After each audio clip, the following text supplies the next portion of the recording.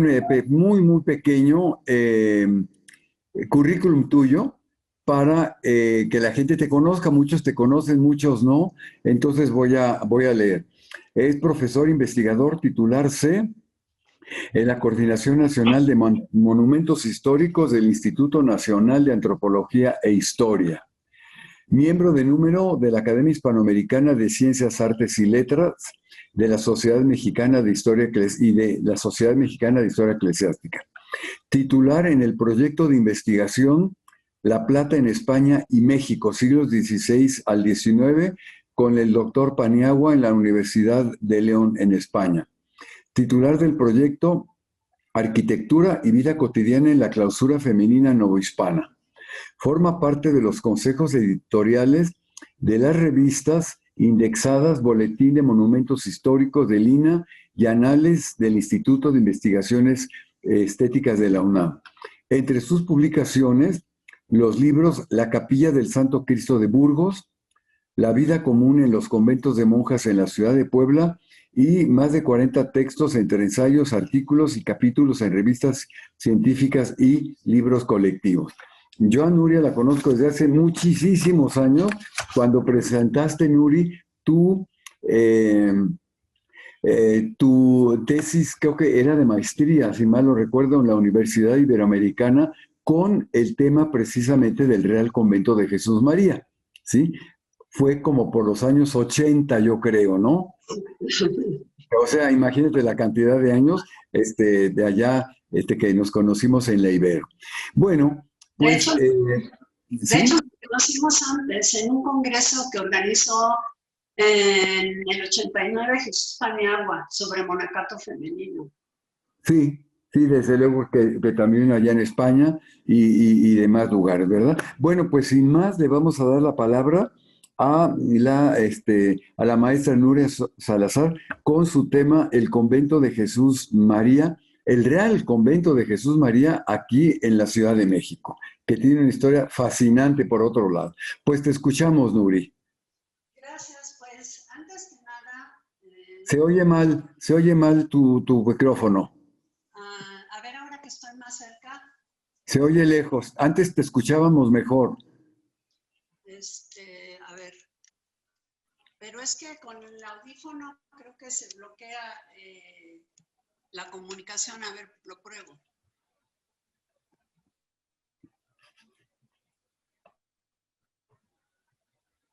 No, no te escuchamos. Bloquea la comunicación. Lo que puedo hacer es cambiarme de lugar, a ver si eso mejora. A ver.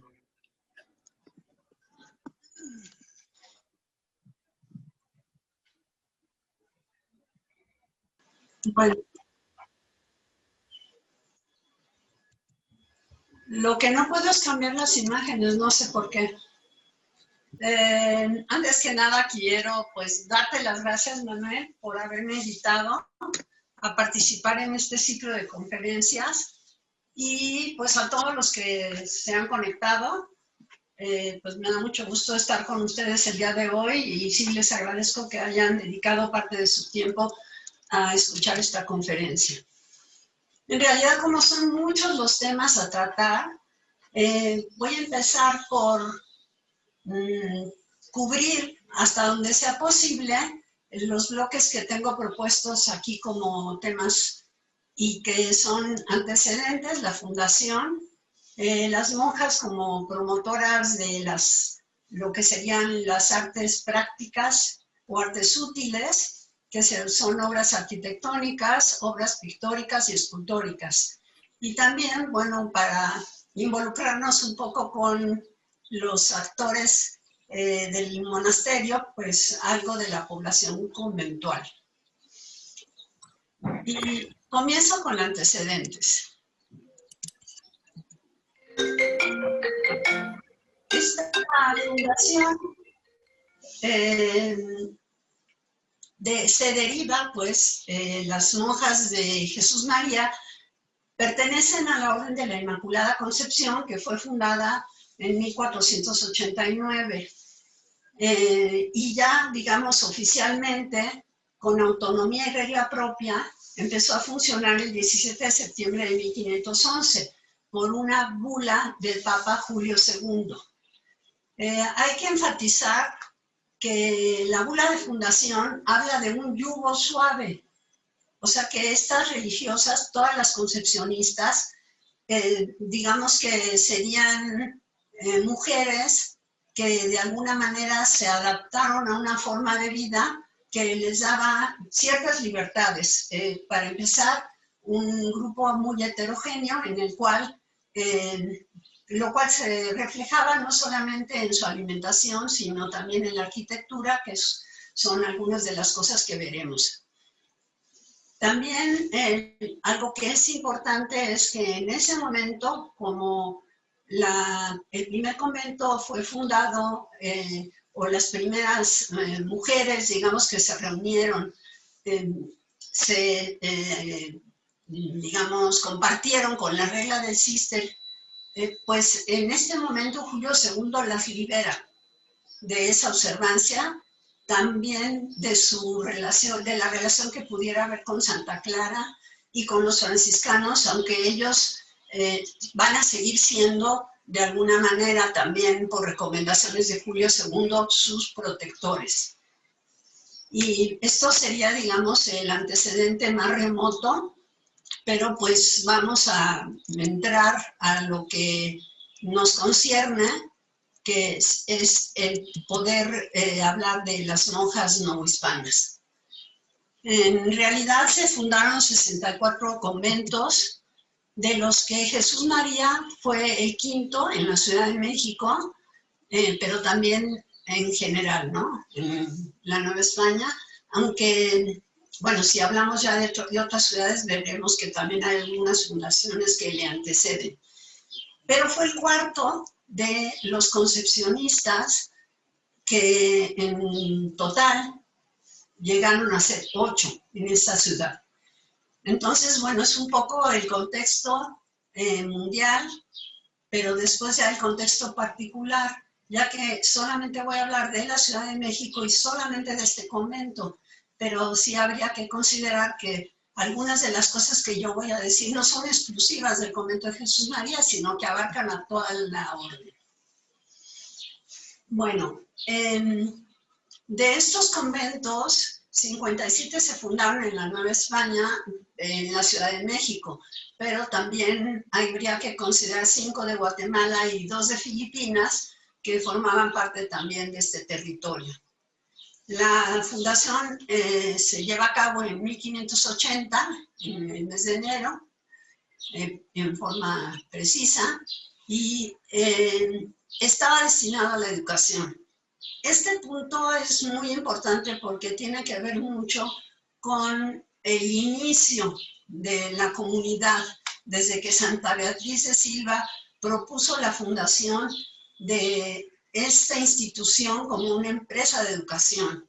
O sea, que iban a recibir niñas para educarlas y que después salieran para casarse o también ingresaran al convento, lo que ellas prefirieran. Este convento también tiene la característica y el privilegio de ser el primero que obtuvo un patronato real en el periodo novohispano por cédula del 4 de febrero de 1583, o sea, llevaba 3 años funcionando cuando ya recibió este patronato, lo cual significa que automáticamente fue favorecido por los virreyes, ya que si el rey era su patrono, pues los virreyes son sus vicepatronos y siempre, bueno, la mayoría o algunos de ellos se preocuparon por ellas. En los antecedentes de la fundación habría que considerar que, digamos, tanto las autoridades civiles como las autoridades religiosas se preocuparon y se ocuparon en que hubiera un lugar destinado a mujeres que no tuvieran la suficiente protección, pero que también pertenecieran a una, digamos, a un grupo social de conquistadores y nuevos pobladores. Uno de ellos fue el tercer arzobispo de México, que además fue el que les dio las primeras constituciones. Entonces, pues es un personaje, digamos, vinculado de manera oficial con las religiosas, pero también preocupado por su funcionamiento cotidiano. Desde el punto de vista de la parte civil, también las apoyó el virrey Martín Enríquez de Almanza y algunos otros personajes como Bernardino de Albornoz, que fue regidor, alcalde y tesorero de la Real Hacienda, o Gregorio de Pesquera, que en particular tenía pues experiencia en cuanto a la cuestión de educación, porque no solamente en España, en Valladolid, fundó el Colegio de Doctrinos, sino que fue rector del Colegio de San Ildefonso de Madrid y además administró el Colegio de Niñas y Casa de Doncellas de México. Entonces, bueno, él estaba muy involucrado con la educación en general, pero con la de las niñas y las mujeres en particular, y entonces ofreció desde el principio 4.300 pesos para la fundación. Entonces, como estamos hablando, aunque ya comentamos lo del patronato y la fecha de fundación, pero aquí estamos hablando de los antecedentes, porque quienes tenían este interés de proteger a hijas de conquistadores y primeros pobladores, pues tuvieron que hacer pues una serie de gestiones para que fuera admitido. Entre las gestiones estuvo la recolección de limosnas, y les pongo este mapa de Zimapán, que es un mapa bastante antiguo, de 1579, porque ahí aparecen en azul los nombres de personas que tenían su casa, su habitación y su negocio en Zimapán, que es un sitio minero, y que ayudaron a las religiosas, al menos nominalmente. ¿Por qué digo esto? Porque en un primer, digamos, intento de fundación, lo que se hace es tratar de tener promesas de colaboración. Entonces, todas estas personas ofrecieron dinero para la fundación. Y de todos ellos, quisiera destacar el nombre de Alonso de Villaseca, que es un personaje importante para la historia de México en general, como empresario, pero también como patrono de la Compañía de Jesús. O sea, él es un hombre muy acaudalado que los apoyó y les dio rentas, casas, digamos, dinero en efectivo para que la fundación de los jesuitas se llevara a cabo. Entonces aquí lo vemos en otra empresa educativa, la de los jesuitas para hombres, en este caso la de mujeres está involucrado, y es un importante, digamos, promotor también en el sentido de que él no solamente favorecía la minería de lo que estamos viendo aquí, Zimapán, sino también de otros lugares, como por ejemplo Ixmiquilpan. O sea, estamos en el estado de Hidalgo, aquí se marca el camino hacia Ixmiquilpan, lo cual significa que son dos localidades pues que estaban bastante cerca y que formaban parte de esta red, digamos, de caminos mineros, de toda esta producción de plata, que fue uno de los objetivos incluso de la conquista y del descubrimiento de América. Y para que se vea un poco la importancia también del personaje, él colaboró en las obras, económicamente dio dinero del convento del siglo XVI de Ixmiquilpan. Esto nada más es también para poner en contexto y decir que hubo en realidad un apoyo muy fuerte por parte de la minería para que se fundara el convento. En los sitios mineros sabemos que el acceso es muy difícil, pero enseguida se nombró un colector de limosnas y hay un personaje muy vinculado a Jesús María, que es Pedro Tomás Denia, que él personalmente también fue a las minas, a Zimapán, fue a Pachuca, a Temazcaltepec, y habló con las personas, con los mineros, con los digamos, que tenían casa en algunos de estos lugares y algunas otras empresas, y les pidió colaboración. Y para esto, pues hicieron una promesa firmada. Para este periodo tenía como más valor también el propio, digamos, compromiso verbal, pero se hizo incluso por escrito para que respondieran en el momento en que la fundación se consolidara. Y bueno, aquí un poco unas cifras de lo que se obtuvo de cada lugar, de Zimapán, de Pachuca y de Temascaltepec, bueno, de lo que se obtuvo como promesa, porque como dice en la parte de abajo, hubo un déficit de incobrables por distintas razones. Por ejemplo, hay un minero que lo fue a buscar ya para que concretar la limosna y que pues se había ido a Filipinas. Entonces, pues no había manera ya de dar con él. Y otros que también desistieron porque dijeron que en el momento en que lo prometieron, pues tenían los ingresos como para respaldar esta promesa, pero que pues ya no lo tenían en ese momento. Entonces es un poco como un estudio como de la zona, de la minería, también va impactando con temas, digamos, varios de lo que sería la historia del periodo novohispano, el estudiar cuáles son los antecedentes de la fundación de este convento. Ahí está la firma de Pedro Tomás Denia en uno de los documentos, porque él firma todos los documentos promesa, para que se vea que están, digamos, firmados por las dos partes. Y bueno, eso sería también un poco como para ejemplificar, sobre todo para los que no viven en México, en dónde estarían las minas de Pachuca respecto a la Ciudad de México y también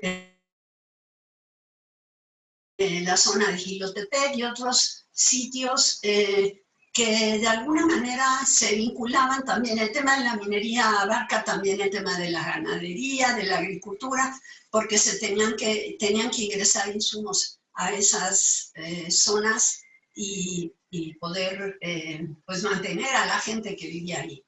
Entonces, pues esto era nada más para darse una idea. Ahora pasamos a la fundación. Lo anterior era antecedentes. El tema de la fundación también tiene algunas cuestiones interesantes. Estas son las 10 fundadoras de Jesús María. Una cuestión que me parece también que hay que destacar es que cuando el pintor realiza esta obra, intenta de alguna manera retrato, ¿sí? O sea, a la izquierda arriba, más lejos de una imagen de la Virgen de la Inmaculada, estaría la, digamos, Isabel Bautista, que ingresó de la Concepción como abadesa. Y además esta mujer era la tutora de Micaela de los Ángeles, que en un momento más diremos quién es Micaela de los Ángeles, una niña pequeñita. Entonces, este es Isabel Bautista, y vamos teniendo a la derecha a Ana de Santa María, perdón, que era la vicaria. Por ejemplo, vemos que Francisca de San Juan Evangelista es un poquito pues, más corpulenta, más gordita, para decirlo claro, y que hay religiosas que son más delgaditas. Entonces, pues esta pintura en particular tiene la importancia de ser una de las primeras que funciona como autorretrato en la pintura novohispana. Y bueno, todas ellas pues están frente al espectador. Es una pintura manierista.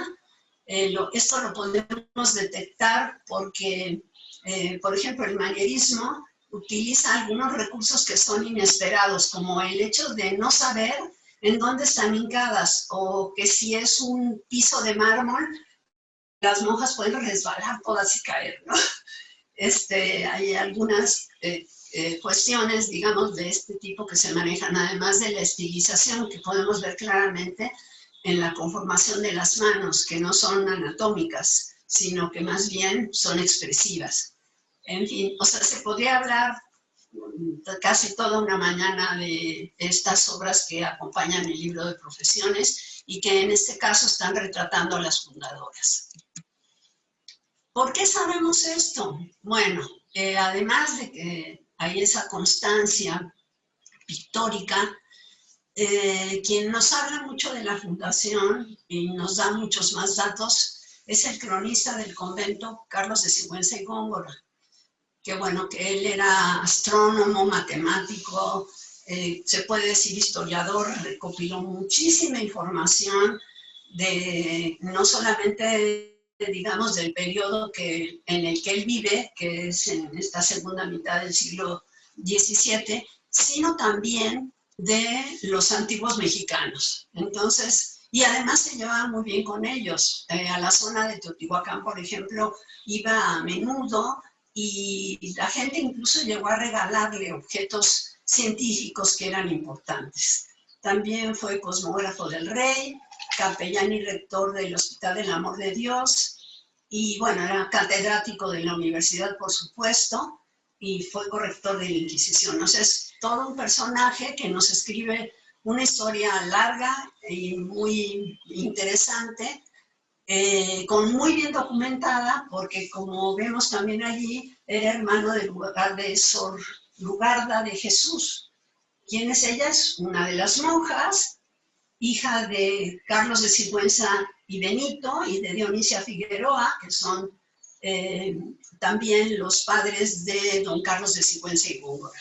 Entonces, bueno, pues esta relación también con un personaje tan ilustre hace que el convento tenga también un plus, ¿no? Es un vínculo, digamos, social que lo caracteriza. Esta es la portada de la crónica y les puse también otra de sus obras, solo por tener otra, porque tiene una producción muy amplia. Y bueno, para que supiéramos también la fecha en la que se publique el libro. También, además, digamos, de una crónica, de una historia de la fundación del convento y de qué ocurrió después de la fundación, porque después también habla de los pintores que participaron, de cómo se fue construyendo la iglesia, digamos, grosso modo, en términos muy generales, pero también habla del retablo y nos dice quién es el pintor. Entonces, bueno, para la historia de la pintura también es muy importante su crónica. Y otra parte de la crónica abarca vidas de mujeres que estuvieron también relacionadas con Jesús María, entre ellas Sor Marina de la Cruz, que es una mujer viuda que entra con su hija pequeñita al convento. Después la niña muere y entonces ya Sor Marina de la Cruz ingresa ya definitivamente como monja. Son vidas muy interesantes que están por estudiarse a fondo y también pues ir reconstruyendo la vida de todas estas mujeres. También, digamos, una vez planteado de dónde se puede extraer información importante, además de que esto se complementa con la información documental, había que decir que este convento tuvo 2 sedes. Eso es algo que, digamos, para las fundaciones españolas parecería irregular, porque una monja una vez que entra a una casa, pues ya no puede salir ni difunta, porque ahí mismo la entierran. Pero aquí sí hubo una mudanza. La primera casa fue la de Diego de Arias de Sotelo, que después fue de Pedro Farfán y Jerónima de Samaniego, que eran los dueños en el momento en que el convento quiere comprar un espacio para estas futuras monjas. Está ubicado fuera de la plaza de la ciudad de Alonso García Bravo, y lo que sí sabemos es que colindaba con la iglesia de la Santa Veracruz, un poco para que también quienes ya saben dónde está la iglesia de la Santa Veracruz, junto a la Alameda, pues sepan que ahí hubo monjas originalmente y que incluso tuvieron que cerrar una calle justo para conservar la clausura. Bueno, la compra del sitio se realizó en 1578. Obvio, si se va a fundar en 80, pues hay primero que comprar la casa y hacerle adaptaciones para que sea convento. Y bueno, ya las monjas se trasladan al inmueble el 10 de enero de 1580, que sería la fecha, digamos, de fundación ya práctica, ¿no? De fundación real, cuando las mujeres ya están en el sitio. Y bueno, ya tiene 444 años de fundación, el convento. Y bueno, les quise marcar dentro de lo que es un plano de Juan Gómez de Trasmonte, el sitio en donde estaba la primera sede. ¿Por qué se mudaron? Porque se quejaban de que había mucha humedad en el espacio y que se empezaron a enfermar. O sea, las monjas fundadoras venían del convento de la Concepción, o sea, como venían de otros conventos, habían que había lugares que eran más propios para vivir toda su vida, mientras que aquí pues había muchos mosquitos, lo cual pues las molestaba en las noches, a pesar de que sus camas tenían pabellones que las cubrían, pero bueno, siempre era una molestia y sobre todo la humedad también les causaba enfermedades.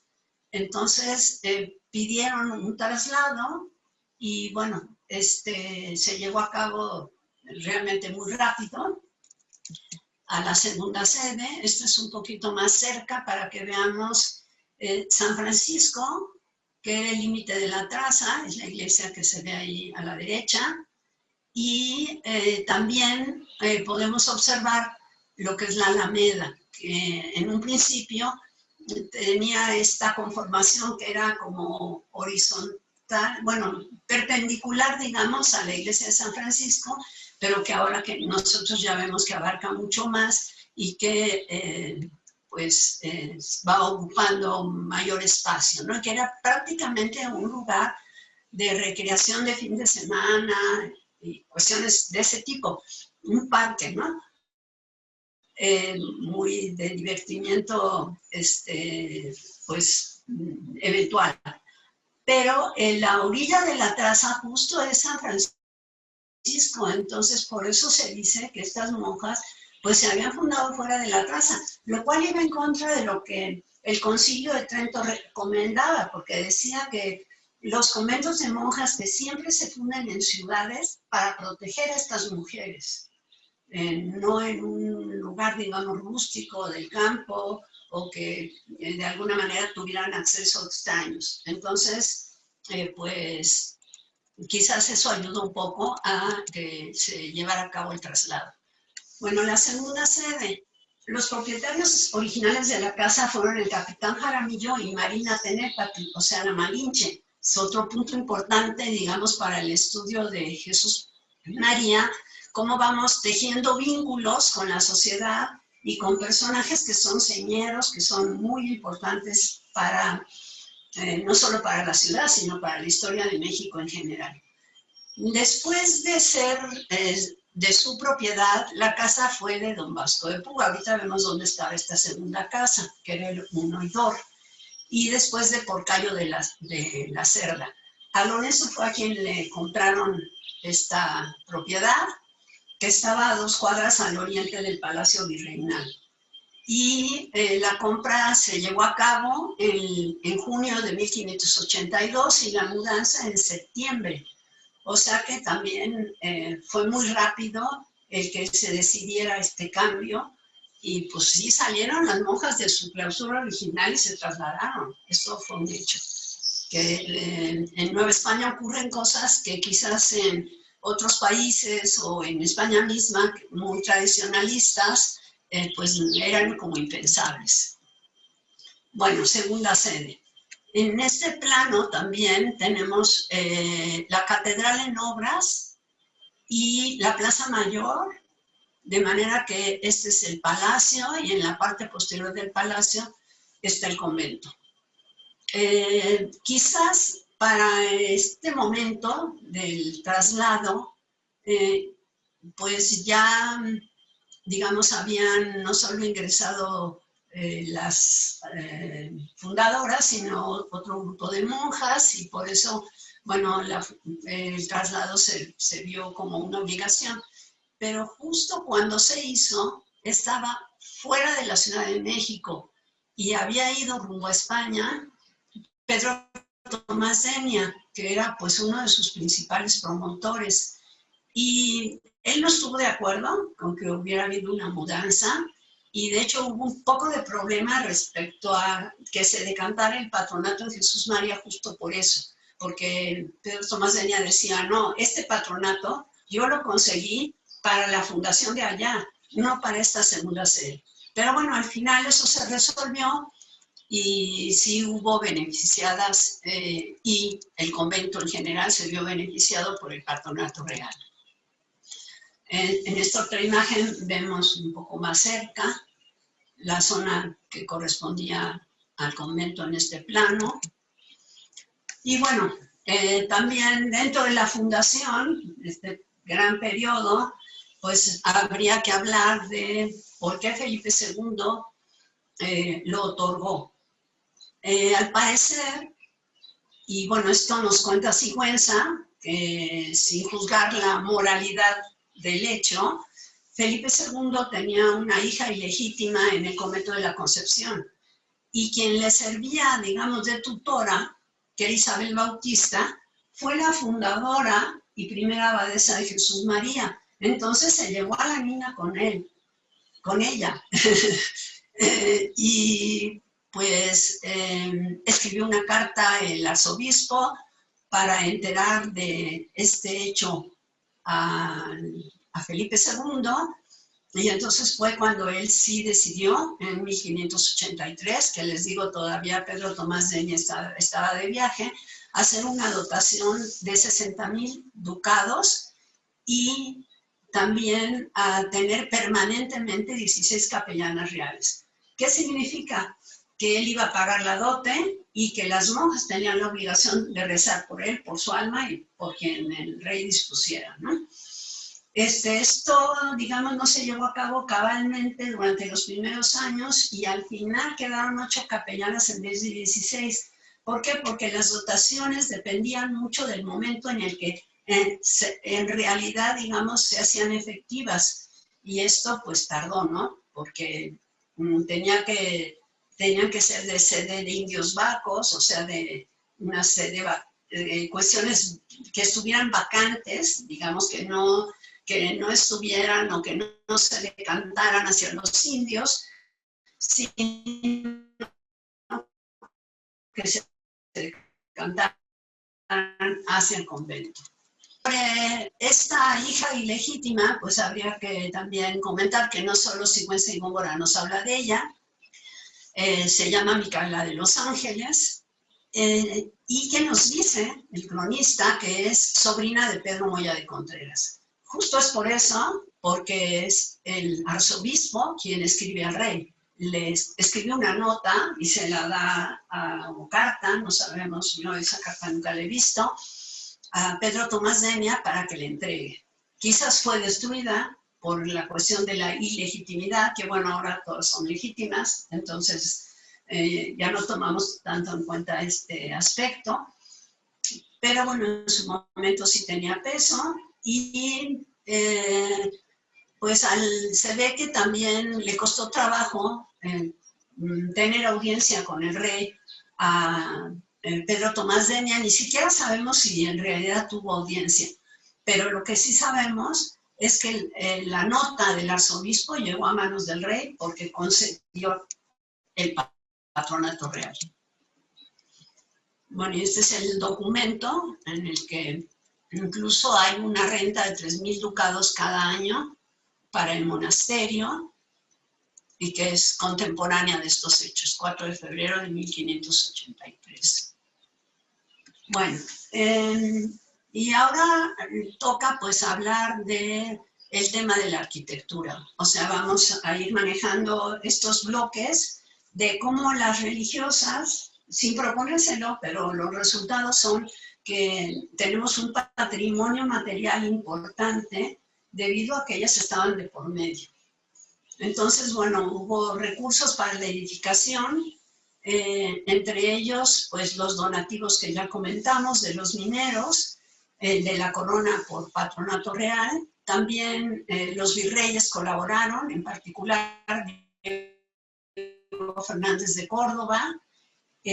Había donativos de fieles, algunos de sus padres o tutores de las religiosas, que vamos a hacer énfasis en uno de ellos más adelante, e incluso las monjas a veces de su propio peculio, o sea, de su dinero personal, también para la enfermería, para reconstruir algo. Entonces, bueno, pues hay una serie de sujetos también que contribuyen con este patrimonio material. Y empezando con las obras de la iglesia, estas listas son, que van a haber varias, son de quienes participaron desde que se pone la primera piedra, y decimos, a ver, ¿por qué hasta 1597, 17 años no hubo iglesia? Pues sí, se utilizaba una habitación muy amplia que estuviera en la casa que se había adaptado para el convento. Entonces, pues sí hubo un templo, pero era pues provisional, no se había hecho exprofeso como iglesia. Y bueno, tenemos participación de varios arquitectos en las obras. Yo solo destaqué aquí a Alonso Martínez López, porque fue arquitecto de la catedral. O sea, ¿a quiénes están contratando las religiosas? Eso hay que irlo enfatizando desde ahorita. Bueno, esta es la ubicación, otra vez, como ya hablamos de la iglesia en el siglo XVII, ahora hablaremos de qué arquitectos estuvieron en el XVIII, y esta sería la ubicación incluso, aquí dice Jesús María, ahorita la vemos un poquito más cerca, y otra vez, esta es la catedral, este es el palacio, esta es la calle real o calle de la Acequia, lo cual fue determinante para agilizar la construcción, porque mediante la acequia real se obtenían todos los materiales que se iban a estar utilizando. Entonces, en Trajinera llegaban pues muchos de estos materiales y era fácil, digamos, trasladarlos cuando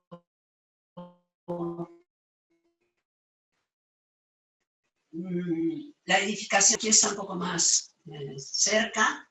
Otra vez, esta es la Plaza Mayor, Catedral, el Palacio, que tiene ahí su nombre, y Jesús María, que también tiene el suyo, para que veamos en dónde está ubicado. Y entre los arquitectos del siglo XVIII que trabajaron para las religiosas tenemos, bueno, José Manuel de la Mata y Ortigosa, y aquí yo marqué, digamos, un poquito con negritas, a Pedro de Arrieta, que es el autor del plano que acabamos de ver, a Lorenzo Rodríguez y a Ildefonso Iniesta Bejarano. Estos dos los vamos a volver a mencionar cuando hablemos del convento. También a Francisco Antonio Guerrero y Torres, para que veamos también pues qué clase de arquitectos estaban colaborando. Si bien todas estas personas que han pasado también a la historia del arte novohispano estaban trabajando directamente en la casa en donde vivían y en la iglesia, ¿verdad? En donde estaban las monjas o donde estaban cada día para rezar, también es importante saber que ellas tenían propiedades, o sea, casas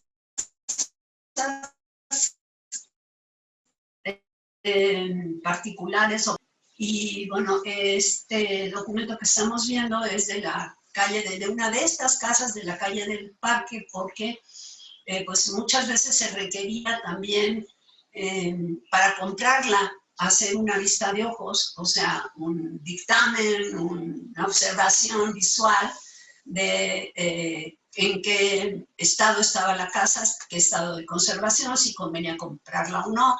pero también cuando se tenían que hacer obras, qué obras se tenían que hacer, cuánto costarían, y entonces pues son los arquitectos los que están, digamos, al pendiente de todo esto.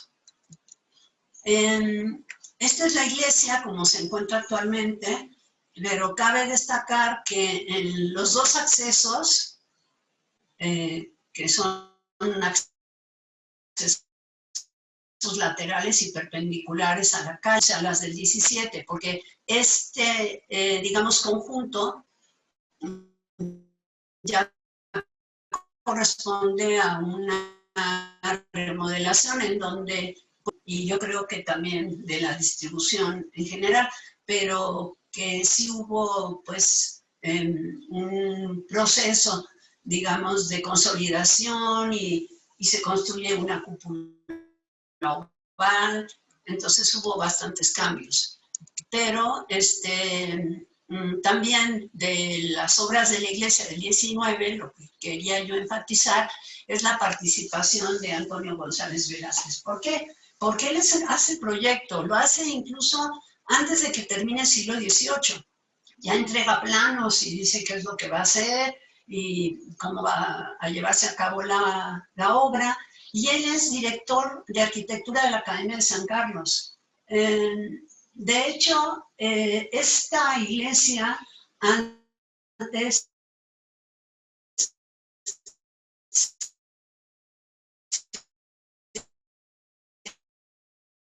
se adjudicaba a Manuel Torres, fue Antonio González Velázquez quien participa hasta su muerte y después le deja a un supervisor de las obras, Agustín Durán, el seguimiento, ¿sí? Que ya sería nada más 2 años más, de 1810 a 1812. Y bueno, hay otros arquitectos importantes en el 19 también ayudando a las religiosas en obras materiales. Tras la exclaustración, la iglesia fue archivo de la Secretaría de la Defensa, se cerró el culto, obvio, porque estaban anaqueles de papeles, pero se abrió el culto nuevamente en 1960. Y a finales del 20 sí tuvimos casi que luchar contra un cambio de advocación que se pretendía hacer para dedicar la iglesia a Nuestra Señora de los Ángeles, y entonces Jesús María iba a quedar como en el olvido, ¿no? Cuando además era falso afirmar que Nuestra Señora de la Merced, que había perdido su iglesia, tuviera esta sede. Bueno, la advocación del templo del niño entre los doctores, como vemos en esta obra de Nicolás Tejeda Guzmán, aquí dice Tejeda, T-E, luego la X, otra E, una D y una A, Tejeda. Es una obra firmada y pues no solo para que veamos la cuestión de la advocación del templo, sino también pues las obras que se hacen en torno a estos encargos conventuales. En cuanto, digo, es un mundo de información, pero pues un poco para que se capte, ¿no? Justamente que casi se pueden hacer monografías no solamente de cada convento, sino a veces también de personajes importantes, tomando en cuenta estos datos.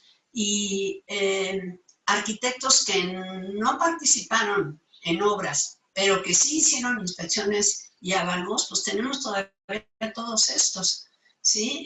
Andrés de Cocha en particular es pintor, pero también era arquitecto. O sea, es un hombre típico del Renacimiento como artista, que sabía saber un poco de todo. Y por supuesto la participación de los indios de Jilocingo, que lo veíamos en el mapa, y de otros pueblos como Cuitláhuac, Xochimilco, Tacuba y Chalco. Bueno, son otros personajes que están colaborando. Para hablar del convento, porque solo hemos hablado de la iglesia, ahora toca hablar de este lugar.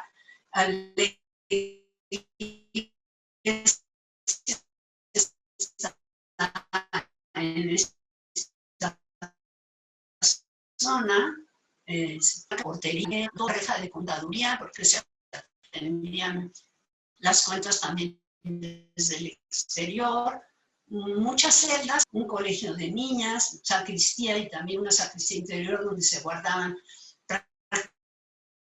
prácticamente todos los tesoros, el refectorio y una capilla de mozas, lo cual habla también de que tienen un ayudante en las mesas.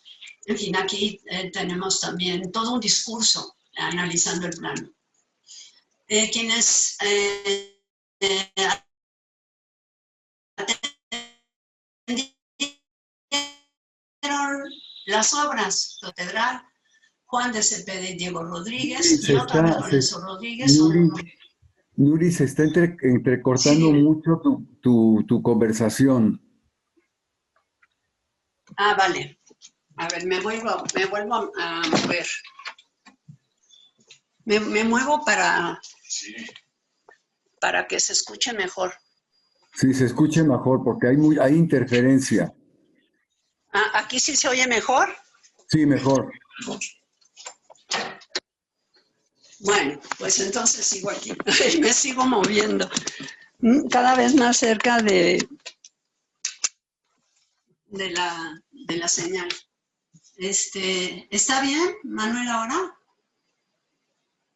Sí, se escucha un poco mejor. Ok. Bueno, entonces tenemos a estos arquitectos trabajando en el convento, repetimos a Iniesta Bejarano y a Guerrero y Torres, y también para quienes no conocen obra de estos personajes, pues les pongo algunas obras de ellos. La iglesia de San Francisco Javier Tepozotlán y la capilla del Pocito de la Villa. ¿Sí? Que pues ya nos marca de verdad la importancia que podían tener. Aquí marqué a dos, que son otros personajes que realizaron solo inspecciones y avalúos, y que eran arquitectos de la catedral, como Cristóbal de Medina Vargas o Juan Montero, que más que nada era ensamblador, pero también participó. Ok, bueno, pues más nombres. Arrieta lo vuelvo a marcar, pues ya vieron ustedes su plano varias veces. Y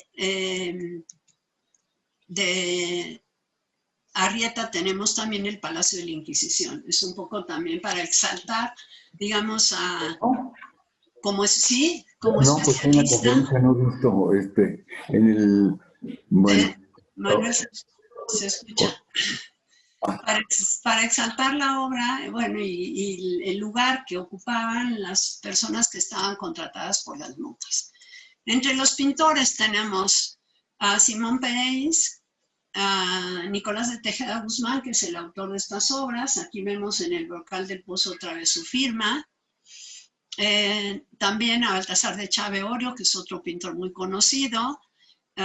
Luis Juárez, del cual tenemos también muchas obras y los documentos de cómo lo contrataron para trabajar en el retablo de Jesús María, ya que al que se contrataba era el pintor, y luego el ensamblador u otras personas que lo ayudaban, pues no tenían, digamos, el compromiso legal, porque todos estos contratos se hacían ante notario.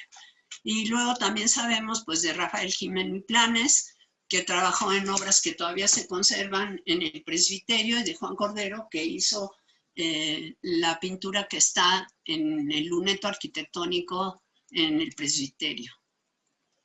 Hubo también trabajos de escultura para enfatizar a uno de estos personajes, Laureano Ramírez de Contreras. Traje este retablo mayor que estaba en el hospital de Betlemitas, hoy iglesia que hoy ya desapareció. Y de los trabajos de escultura, pues a Salvador de Ocampo y a José de Páez, de manera como particular, también quería destacarlo. Salvador de Ocampo hizo el retablo de Mestitlán, de los Reyes, y José de Páez pues trabajó múltiples obras de todo tipo, pero bueno, la Divina Pastora y la Virgen del Carmen, entre ellas, traje esos dos ejemplos nada más también para que se vea qué tipo la calidad, digamos, de las obras que producían estos personajes. Pintores, por supuesto. Y quise traer también como algo de artes menores, en particular con un personaje que es Dionisio de Citola, que era platero, por lo tanto tenía una buena posición económica, y que tenía una casa con 17 puertas en la calle que iba de las casas reales al Hospital de Nuestra Señora, o sea, al Hospital de Jesús. Iba de lo que es el Palacio Virreinal al Hospital de Jesús. Entonces, pues esto es lo que pone de garantía, pero también paga las dote de 4 de sus hijas, que son Isabel, Luisa, Catalina y Ana, y la de una doncella.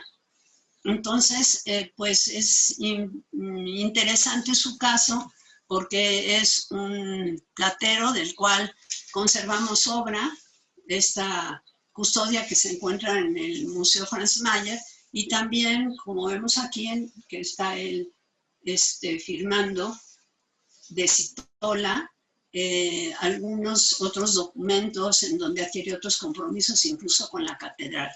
Entonces, vuelve a ser artistas de altos vuelos lo que están ellas contratando. Luego tenemos un poco el tema de la población conventual. Ya terminamos con arquitectura, pintura y escultura, y quería enfatizar varias cosas. Que había niñas, lo vimos por la lista en donde están casi encabezando la hija del rey. También sabemos que había viudas, comentamos también el caso de Marina, que es su vida aparece en la crónica de Sigüenza.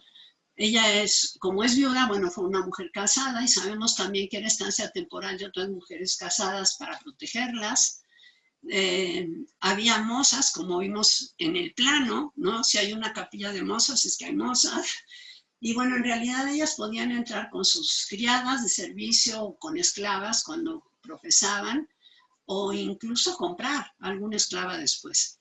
Y dentro, digamos, también de, por supuesto, las más importantes dentro del convento eran las novicias y las monjas, o sea, las que ya tenían una profesión, un año de noviciado, y después ya podían acceder a la profesión.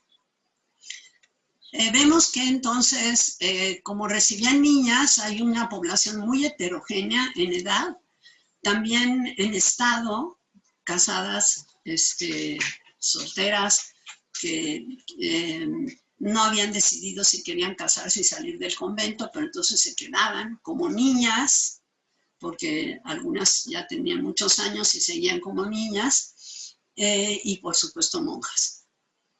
Sabemos también que dentro de lo que es la habitación, el crecimiento de los conventos fue muy irregular, porque dependía de las compras que se hacían en los distintos momentos de las casas que colindaban con el convento. Y entonces, pues cada vez el convento se va adueñando de toda la cuadra. Que su proyecto es educativo, que también vemos que hay movilidad social a través de conocimientos y habilidades.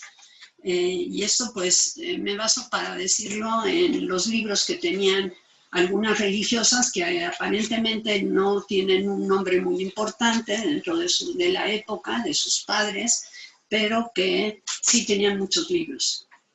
También vemos que hay una gran interacción con grupos sociales, porque pues ellas tienen que tener los vínculos suficientes para obtener alimentos, para que las atiendan los médicos cuando están enfermas, en fin, todo esto pues requiere de una comunicación y a veces del ingreso de las personas.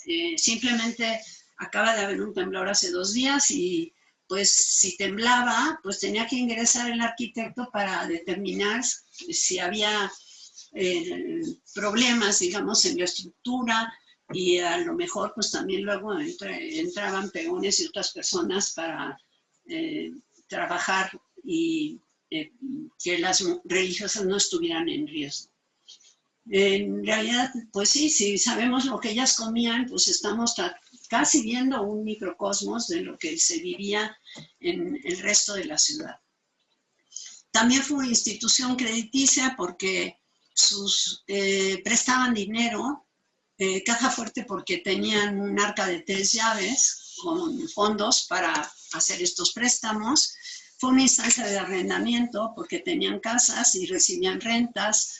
Fue espacio de formación e instrucción, no solo de las novicias, sino de la mujer en general, que por un poco o mucho tiempo estaba en el convento.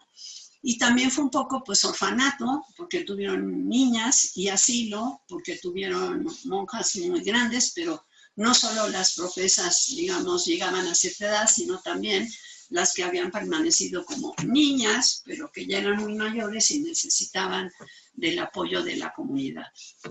Hemos visto también pues cuestiones que ya serían para hablar de otros temas, su vinculación con la música, mujeres que entraban, algunas sin dote porque tenían estas habilidades del canto o de algún instrumento, de saber tocar algún instrumento, pero también había quienes tuvieron habilidades para la escritura.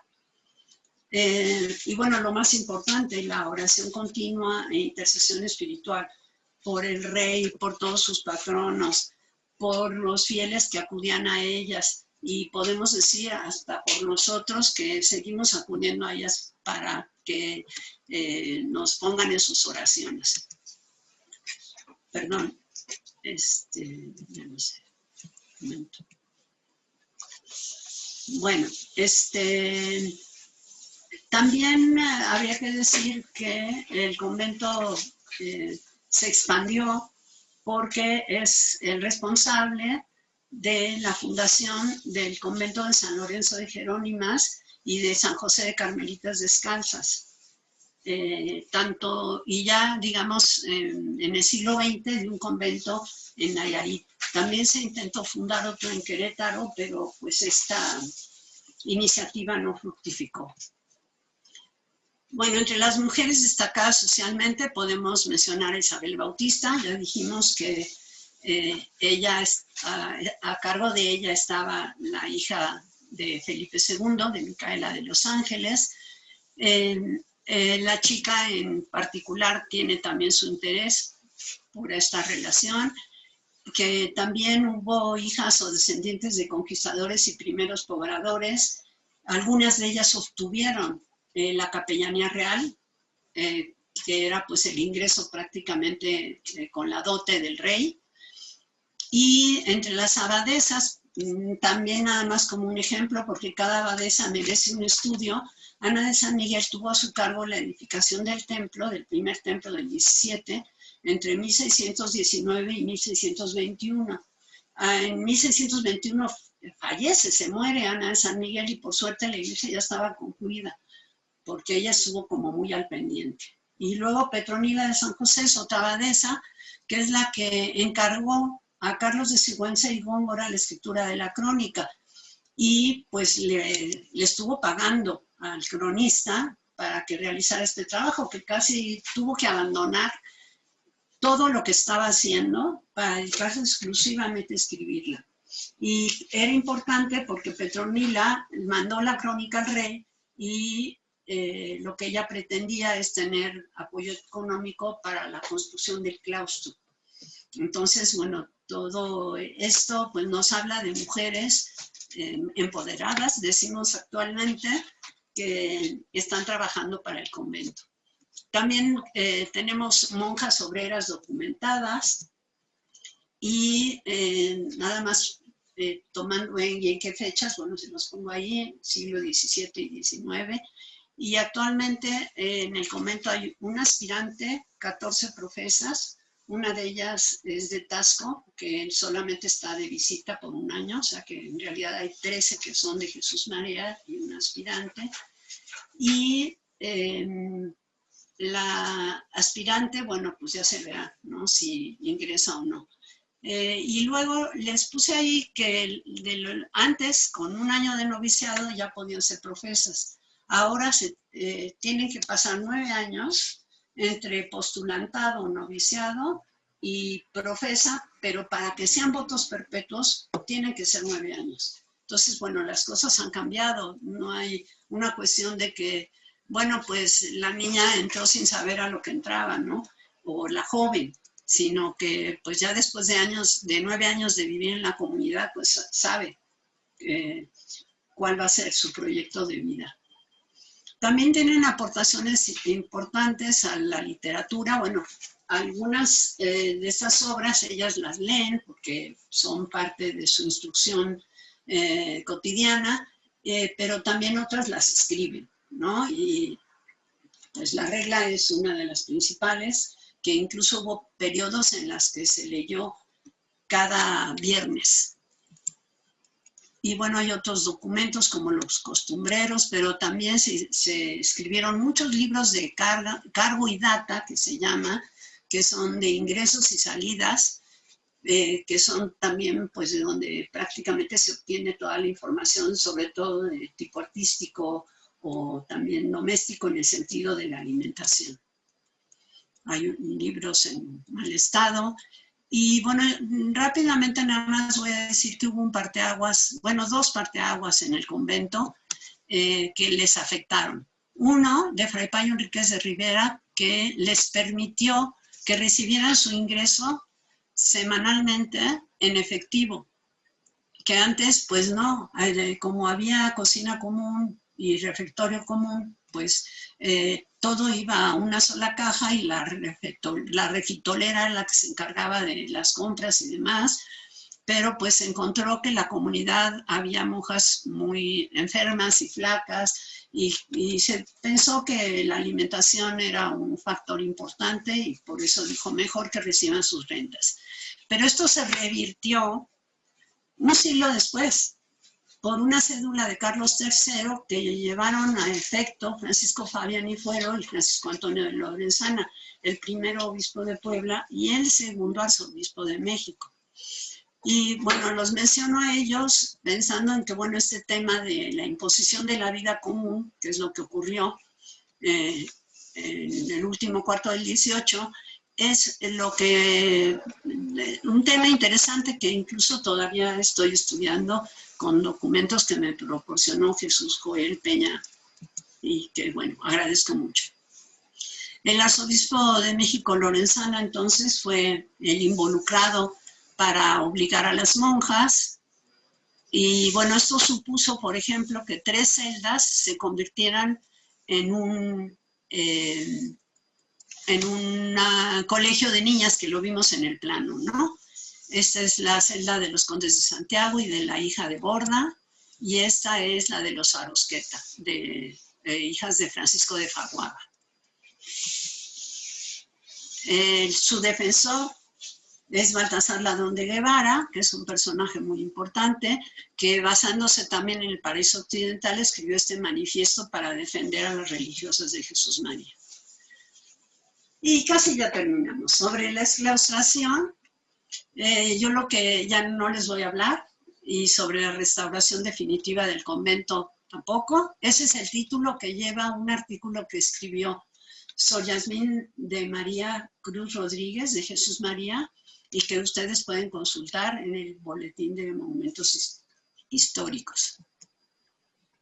En cuanto a la reutilización del convento, bueno, pues se venden muchos lotes.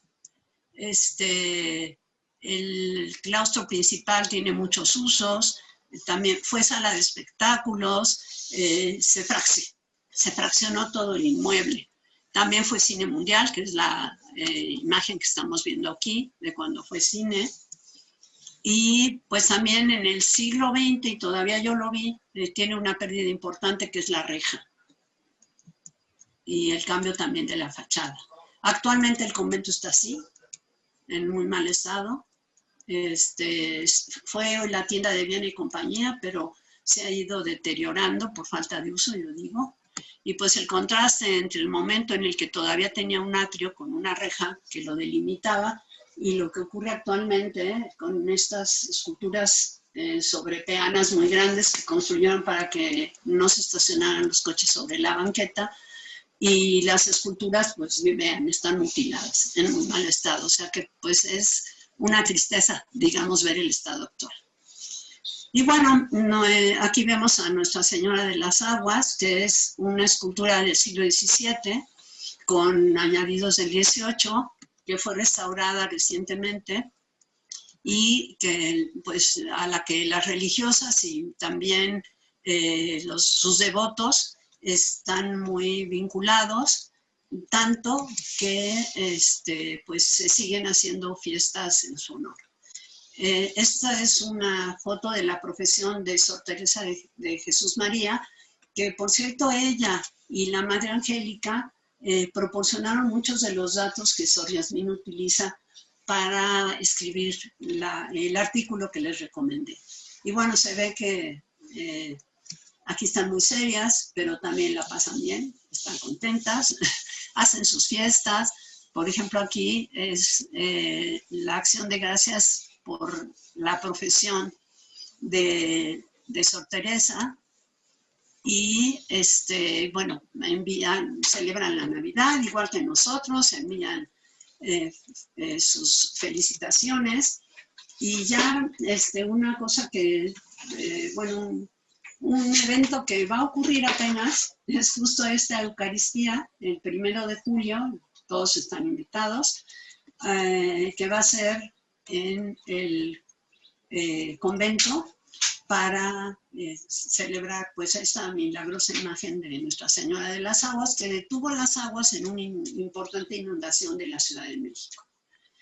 Y bueno, pues nada más enfatizar, ¿no?, que contratan a los mejores artistas plásticos, que las monjas se vinculan no solo con la élite novohispana, sino también, bueno, aquí puse líderes nacionalistas, porque un presidente de la República tuvo una hija monja en este convento, que las monjas son pues herederas y promotoras de toda esta cultura femenina y de la educación de la mujer, y que son sobresalientes, digamos, en cuestiones que siguen siendo un pilar para la educación de la mujer, y que además pues es una comunidad que sigue viva. Y pues muchas gracias. Pues muchísimas gracias, Nuri, por esta amplia conferencia y sobre todo esta revisión de la historia de uno de los conventos que fue más importante en la Nueva España, ¿sí? Y luego la tristeza que nos da cuando visitamos precisamente tanto el templo como lo que fue el atrio, del estado lamentable en el que se encuentra. Y yo digo, ¿cómo las autoridades no prestan atención? El claustro, que es maravilloso y se está cayendo. Y yo digo, bueno, es increíble cómo no, un atractivo, ya no digo, digamos religioso, sino turístico inclusive, para poder llevar a cabo la restauración de este lugar. Pues a nombre del Centro de Estudios de Historia de México, Fundación Carlos Slim, Nuri, muchísimas gracias. Recuerden que la conferencia queda grabada, entonces quien quiera volver a ver sobre todo las imágenes, ¿verdad?, que son muy, muy interesantes, o sea, tanto de los planos donde estuvo originalmente hasta donde está actualmente. Por ahí alguien pregunta, ¿dónde se encuentran, en qué dirección se encuentran actualmente las monjas descendientes del convento de Jesús María? Está apagado tu micrófono. Sí, porque no está puesta la dirección ahí, ¿verdad? A ver, no sé si hay alguna de las religiosas que esté conectada para que lo informe, pero yo lo voy a buscar. Porque ciertamente ya no se encuentran en el centro histórico, eso definitivamente, ¿no? Como ninguna comunidad antigua. No, están en la villa. A ver, ya lo tengo. Ah, no, en la calle de Garrido estuvieron un tiempo, pero ahorita no están ahí. Bueno, pues si no estará en internet quizá Sí, para búsqueda. si yo lo encuentro ahorita, lo pongo en el chat. ¿Verdad? Bueno, yo creo que en internet también se puede buscar en cuanto a a la dirección y sobre todo las nuevas vocaciones, etcétera. Bueno, pues Nuri, muchas gracias. Tuviste muy buena asistencia, muchas felicitaciones y bueno, pues nos vemos la próxima semana con el tema del convento de Santa Teresa en Nueva Galicia, de Lorena Menéndez. A ella la contacté cuando estaba yo realizando un PowerPoint que recordarán ustedes sobre la plaza de Nuestra Señora de Loreto, porque ahí se encuentra, o se encontraba, mejor dicho, el convento de las Carmelitas. Y por eso la contacté y es su tesis de licenciatura. Y me interesó mucho porque da muchos datos y su investigación es muy buena y nos los va a presentar la semana que viene. Así es de que va a estar muy interesante. También alguien me dice que si se aumentó o si se extendió este ciclo de conferencias, sí, efectivamente, porque Alan Rojas va a presentar lo que no pudo presentar respecto al hospicio de Santo Tomás de Villanueva y alguien más por ahí que la anotamos para que tuviera la continuidad este ciclo. Antes de despedirme, les recuerdo, tengan mucho cuidado con los hackers, ¿sí? A mí me acaban de hackear la cuenta y están pidiendo dinero a mi nombre. Por favor, hagan caso omiso y no den dinero a nadie que no conozcan porque son muy hábiles los rateros. Pues muchas gracias, estamos en contacto y nos vemos la próxima semana. Nuri, nuevamente muchas gracias, ¿eh? Hasta luego. Gracias a todos por escucharme.